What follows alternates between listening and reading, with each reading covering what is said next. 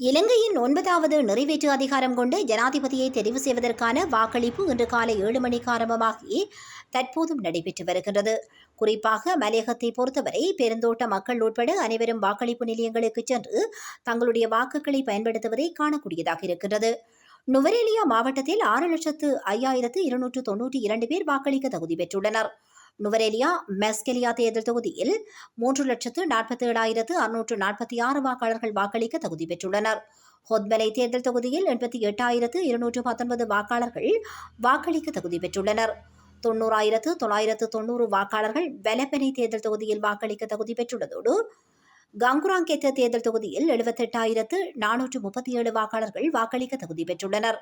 நுவரேலியா மாவட்டத்தில் 534 வாக்களிப்பு நிலையங்களில் வாக்காளர்கள் வாக்களித்துக் கொண்டிருக்கின்றனர். மேலும் 52 வாக்கு எண்ணும் நிலையங்கள் அமைக்கப்பட்டுள்ளன. வாக்குகளை எண்ணுவதற்காக நுவரேலியா ஹாமினி தேசிய கல்லூரியில் 41 வாக்கு எண்ணும் நிலையங்களும், நுவரேலியா மாவட்ட செயலகத்தில் தபால் வாக்குகள் எண்ணுவதற்காக 11 வாக்கு எண்ணும் நிலையங்கள் அமைக்கப்பட்டுள்ளன. வாக்களிப்பு நிலையங்களில் 8,500 பேர் கடமையில் ஈடுபடுத்தப்பட்டுள்ளதோடு பாதுகாப்பிற்காக பாதுகாப்பு அதிகாரிகள் மற்றும் போலீசாரும் 1,748 பேர் கடமையில் ஈடுபடுத்தப்பட்டுள்ளனர்.